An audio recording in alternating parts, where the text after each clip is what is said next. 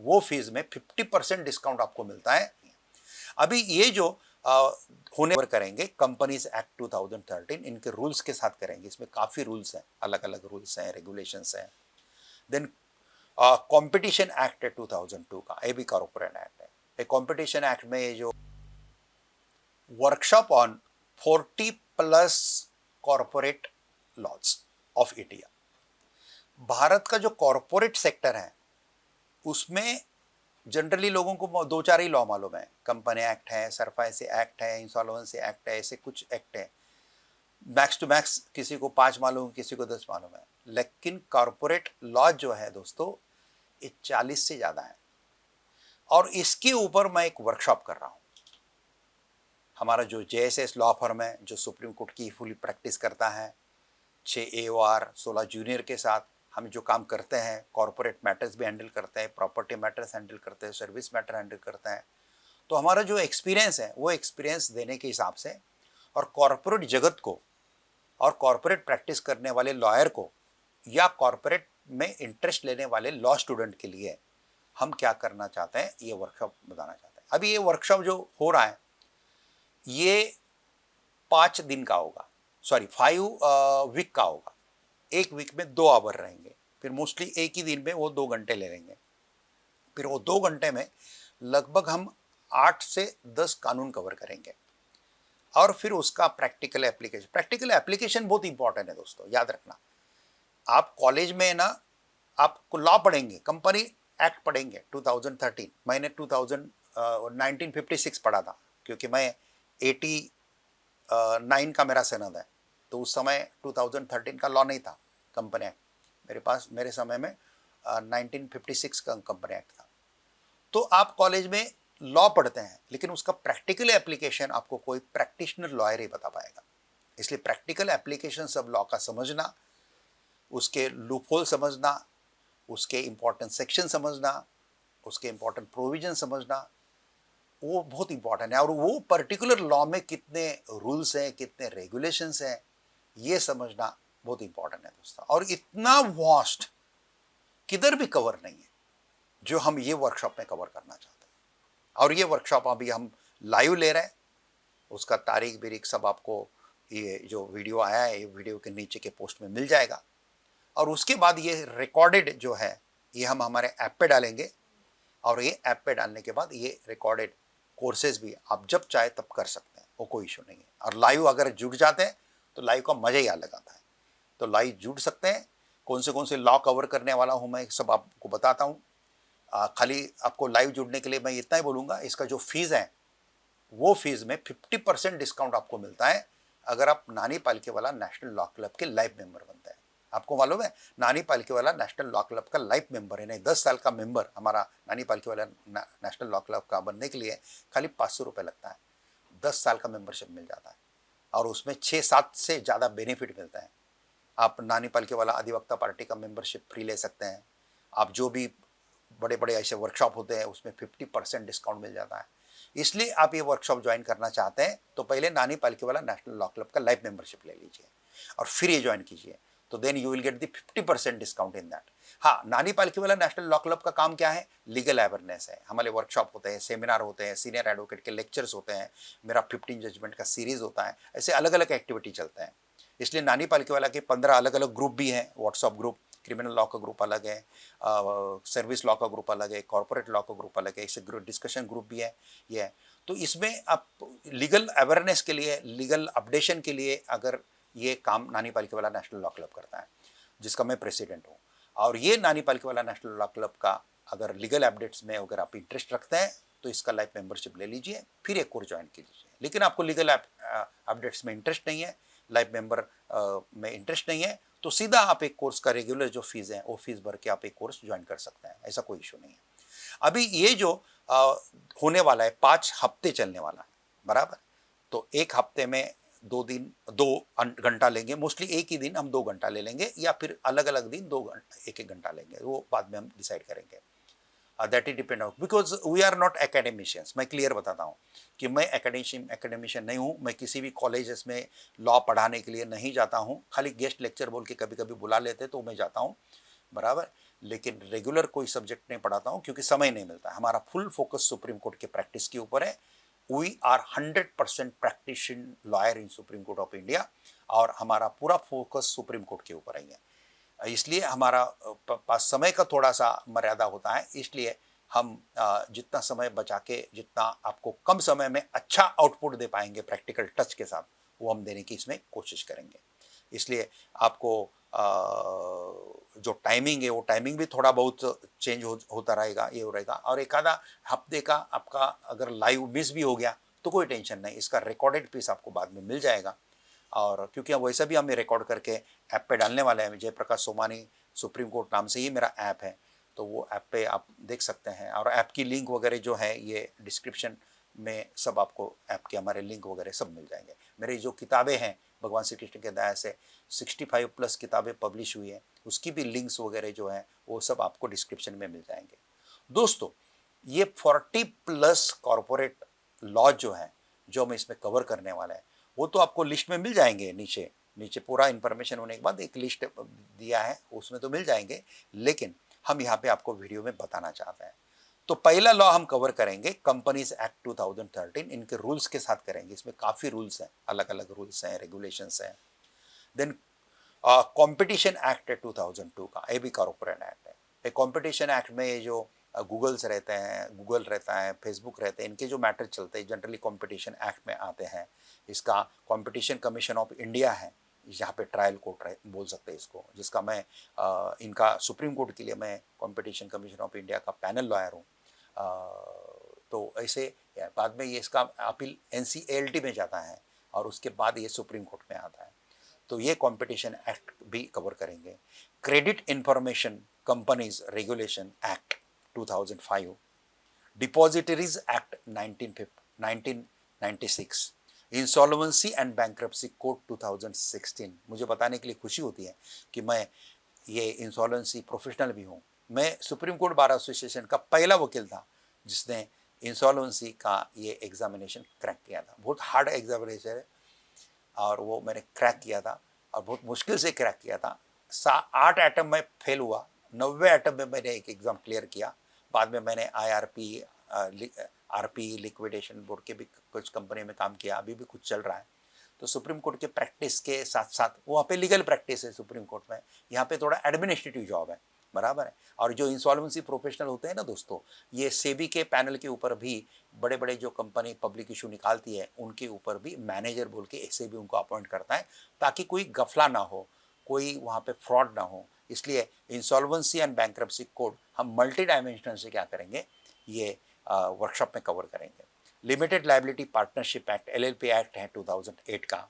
Security and exchange board of India act SEBI act 1992 का। Then securities contract regulation act 1956 है। National company limited acquisition and transfer of undertaking act 1980 है। Consumer protection act 2019, Indian bill of landing act 1956, ये specially export import से related है। Bill of landing बोले तो export import से related. Export import के ऊपर मेरे काफ़ी वर्कशॉप्स हैं जो ऑलरेडी रिकॉर्डेड पीस हैं। एक्सपोर्ट इंपोर्ट में मैंने बहुत काम किया है ईश्वर की दया से, और पूरे भारत भर में मैंने काफ़ी स्टार एक्सपोर्टर हाउस खड़े किए हैं, लेकिन अभी सुप्रीम कोर्ट के प्रैक्टिस के कारण समय नहीं मिलता है, इसलिए मैंने रिकॉर्ड करके कोर्सेस ऐप पे डाल दिया है। You can access that code, you can take the combo also on export import. Factories act 1948 है। Industries development and regulation act 1951 है। इंटरस्टेट कॉरपोरेशंस एक्ट 1957 है। Cost and work accounts act 1959 है। Company secretaries act 1980 है। Foreign trade development and regulation act 1992 है। ये भी foreign trade regulation act है, ये एक्सपोर्ट इंपोर्ट से रिलेटेड ही आता है, इंटरनेशनल ट्रेड से रिलेटेड आता है। मैंने LLB के बाद BCom LLB करने के बाद फिर मैंने MBA इंटरनेशनल ट्रेड में किया हुआ है। और इंटरनेशनल ट्रेड में मैंने MBA काफ़ी लेट किया। LLB तो मैंने जवानी में ही कर लिया, यानी कि मेरे ख्याल से BCom होने के बाद डायरेक्ट लॉ का एडमिशन लेके BCom में 86 या 87 में हुआ, उसके बाद डायरेक्ट लॉ ज्वाइन किया, 89 में मेरा सनद आ गया। लेकिन at the age of maybe 23 में मैं क्लियर हो गया लॉ, 24 से मेरा प्रैक्टिस शुरू हो गया। और मैंने 48 में at the age of my 48 I have completed MBA in foreign trade. तो खाली मैंने 46 में ज्वाइन किया और 2 साल का उसको कंप्लीट करके अन्नामलाई यूनिवर्सिटी से किया और वो इंटरनेशनल ट्रेड में किया। फिर बाद में इंटरनेशनल ट्रेड के वर्कशॉप्स वगैरह लिए हाई कोर्ट के प्रैक्टिस के साथ साथ। फिर सुप्रीम कोर्ट में आने के बाद भी हर सैटरडे संडे हम वर्कशॉप लेने के लिए जा रहे थे। जो कोविड के बाद फिर वो वर्कशॉप को ले जाने का समय भी नहीं रहा, इंटरेस्ट भी नहीं रहा, और फिर वो रिकॉर्ड करके हमने ऐप पे डाल दीजिए। तो नहीं तो आपको लगेगा भाई एक सुप्रीम कोर्ट का लॉयर एक्सपोर्ट इंपोर्ट का नॉलेज कैसा दे सकता है, ये कन्फ्यूजन नहीं रहना चाहिए। इसलिए मैं बता रहा हूँ कि मेरा एक डिग्री इंटरनेशनल ट्रेड में है, जिसमें हमने बहुत काम किया हो, बहुत किताबें भी मेरे उसके ऊपर हैं। 65+ किताबें मैंने पहले ही बताया। आप अमेजोन पे, फ्लिपकार्ट पे जयप्रकाश सोमानी बुक्स डाल देते हैं, या डिस्क्रिप्शन में भी आपको लिंक मिलेगा, आप वहाँ से आप हमारी किताबें देख सकते हैं, जो चाहिए वो मंगा सकते हैं। All my books are related to supreme court case laws. अगला जो लॉ हम इसमें कवर करेंगे वो स्पेशल इकोनॉमिक जोन सेज जो तैयार हुआ है। सेज एक्ट क्या है 2005, ये बताएंगे। Micro small medium enterprises development act 2006 है। Warehousing development and regulation act 2007 है। ट्राइब्यूनल रिफॉर्म एक्ट 2021 है। Foreign exchange management act FEMA, ये अर्लियर फेरा रहता है, इसको पहले फेरा कायदा बोलते थे, अब इसको फेमा बोलते थे, थोड़ा नाम चेंज हुआ और रेगुलेशन के जगह पे मैनेजमेंट हुआ। बहुत अच्छा फेमा कायदा है। एक्सपोर्ट इंपोर्ट करने वाले को फेमा का कंप्लायंसेस करना पड़ता है, बहुत डिफिकल्ट नहीं है, डरने का कोई चीज़ नहीं है, बहुत अच्छा लॉ है। ये हम आपको ये 40+ कॉरपोरेट लॉ के सीरीज में जरूर बताएंगे। Banking regulation act 1949, the SARFAESI act, बराबर है, SARFAESI act, securitisation and reconstruction of financial assets and enforcement of security interest act 2002, ऐसा इसका लॉन्ग फॉर्म है, SARFAESI, securitisation and reconstruction of financial assets and enforcement of security interest act 2002, prevention of money laundering act 2002। आप सोचेंगे भाई ये तो criminal law है, ये कहाँ कॉर्पोरेट लॉ है, लेकिन PMLA में कॉर्पोरेट ही, कॉर्पोरेट लोग जो है, कॉर्पोरेशन के कॉर्पोरेट लोग ही ज़्यादा अटकते हैं, इसलिए ये कॉर्पोरेट लॉ में आता है। Central board of direct taxes validation of proceedings act 1971, income tax act 1961, अभी जो नया कोड आया है वो कोड के हिसाब से ये होगा, नए कोड के हिसाब से होगा ये। Black money and disclosed foreign income and assets of imposition of tax act 2015, नया कानून है, बहुत पावरफुल कानून है। ब्लैक मनी निकालने के लिए फॉरेन से, निकला कितना क्या करता है वो अलग बात है, लेकिन कानून मजबूत है, खाली उसका इम्प्लीमेंटेशन अच्छा होना चाहिए। Digital personal data protection act एक लेटेस्ट 2023 का कानून है, डिजिटल डाटा प्रोटेक्शन, ये भी आप सीखेंगे दोस्तों। Information technology act 2000, arbitration and conciliation act 1996, India international arbitration central act 2019, ये भी नया एक्ट है। Essential commodities act 1955, Indian contract act जरूरी है कॉर्पोरेट्स के लिए, कॉन्ट्रैक्ट बनाना, ये बनाना, इसलिए कॉन्ट्रैक्ट देना, ये इसके लिए ये 1872 का लॉ है, लेकिन आज भी पावरफुल है। इंटेलेक्चुअल प्रॉपर्टी लॉज कॉर्पोरेट लोगों को लगते ही लगते हैं। इंटेलेक्चुअल प्रॉपर्टी लॉ में पेटेंट एक्ट है, कॉपीराइट एक्ट है, ट्रेडमार्क एक्ट है, डिज़ाइन एक्ट है, protection of intellectual property rights हैं, वगैरह सब कुछ कवर होगा। Minimum wages act 1948, employ state insurance act 1948, commercial court act 2015, employees provident fund act 1952, the payment of gratuity act 1972, goods and services act, GST जिसको हम बोलते हैं, 2017 का। इंटेलेक्चुअल प्रॉपर्टी लॉज मैंने बताया था आपको चारों, और न्यू 4 लेबर लॉ कोड्स, इसके ऊपर अलग अलग भी मेरा वीडियो 2-2 घंटे का है, आप देख सकते हैं, चारों कोड के ऊपर है, पूरा मैंने वेबिनार लिया हुआ है। लेकिन यहाँ पे हम शॉर्ट में कवर करेंगे। ये चारों जो नए कोड है ना दोस्तों, ये नए कोड ने काफ़ी लॉ इकट्ठा कर दिया है और ये कोड है, लेकिन अब ये तक कोडिफाइड नहीं हुआ है। ये 19 में 2019 में और 2020 में 2019 में इसमें का एक है कोड ऑफ वेजेस एक्ट है। ये 2019 में पार्लियामेंट से पास हुआ है, दोनों सभागृह से पास होके राष्ट्रपति का सिग्नेचर भी हुआ है, लेकिन ये इम्प्लीमेंट नहीं हुआ है अभी तक। और ये जो बाकी तीन है code on social security 2020, occupational safety health and working condition code 2020 and industrial relation code 2020। ये जो एक्ट है ये, और जो मैंने कोड ऑफ वेजेस बताया 2019 का, ये सब नए कोड है लेबर लॉ के। और लेबर लॉ ये सबसे इम्पॉर्टेंट पार्ट है कॉरपोरेट एक्ट में, और ये कोड के बारे में भी आपको सब पूरी जानकारी मिलेगी। और ये अभी तक कोडिफाइड नहीं हुए, यानी कि इम्प्लीमेंट नहीं हुए, कारण इनका प्रोसीजर चल रहा है। कुछ लेबर ऑर्गेनाइजेशन के कुछ सजेशन है, कुछ ऑब्जेक्शन है, उसके ऊपर सेंट्रल गवर्नमेंट की वो कमेटी रिव्यू करेगी, सब करेगी, इसके सबके प्रोसीजर बनाना है। वो सब काम होने के बाद ये ऑफिशियल गैजेट में नोटिफाई हो जाएगा, उस दिन से प्री एप्लीकेबल हो जाएगा। लेकिन होने वाला है, ये गारंटी है, क्योंकि ये ऑलरेडी पार्लियामेंट से पास हो चुका है। इसलिए गवर्नमेंट आज जो है उन्होंने ये पास किया है, लेकिन ये गवर्नमेंट आगे चल के बदल भी जाता है, दूसरा गवर्नमेंट आता है, तो भी ये इम्प्लीमेंट होने वाला है, क्योंकि इसलिए इसका नॉलेज लेना जरूरी है। तो देखो दोस्तों, मैंने लगभग 40+ लॉ जो है ये इसमें अभी मेरे इसमें कवर किए, और यही हमको 5 हफ्ते में जान लेना है, और विथ होमवर्क प्रॉपर। इसके कारण थोड़ा डिवोशन दो दोस्तों, लाइफ चेंज हो जाता है, याद रखना।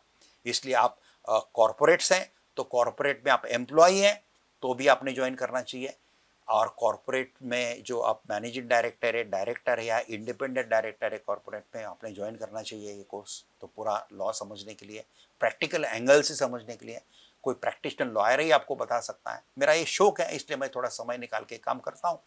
नानी पालकी वाला नेशनल लॉ क्लब है हमारा, इसमें से हम काम करते रहते हैं, फ्री लीगल गाइडेंस कैंप लेते हैं, सब करते हैं। और जो एम्प्लॉय है वो एम्प्लॉय में एम्प्लॉयर के ऊपर डिपेंड नहीं रहना चाहिए कि भाई एम्प्लॉयर मुझे वर्कशॉप को भेजेगा, ये करेगा, वो करेगा, पैसा एम्प्लॉयर देगा। आप जब अच्छा पैसा कमाते हैं तो थोड़ा बहुत, मुझे लगता है हर एक आदमी ने जो लगभग 50,000 से आगे महीने को पैसा कमाता है, वो आदमी ने जो अपना इनकम है उसमें का 10% खुद के अपग्रेडेशन के लिए ऊपर खर्चा करना चाहिए।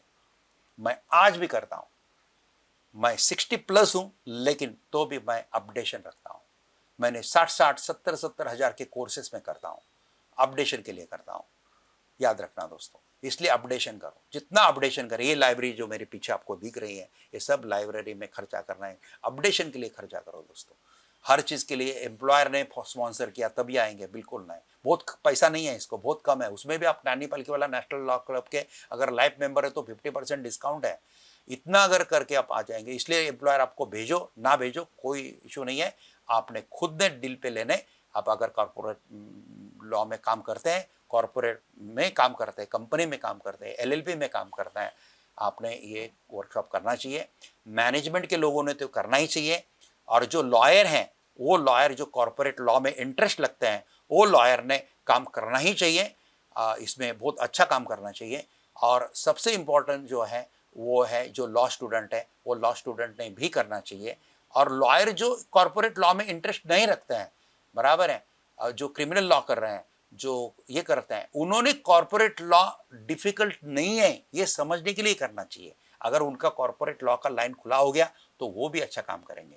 तो लॉयर को, कॉर्पोरेट्स को, नौकरी करने वाले लोगों को, एम्प्लॉय को, हाई क्लास लाइन को इनका ही इतना ही मुझे बताना है, हम जो पैसा कमाते हैं उसका 10% हमने हमारे अपग्रेडेशन के ऊपर खर्चा करना चाहिए और खुद को अपग्रेड करना चाहिए। और इंडिया एक ऊंचे लेवल पे जा रहा है, उसको और ऊंचे लेवल पे पहुंचाने का काम हमको सबको मिलकर करना है। नमस्कार, जय हिंद, वंदे मातरम। Thank you very much.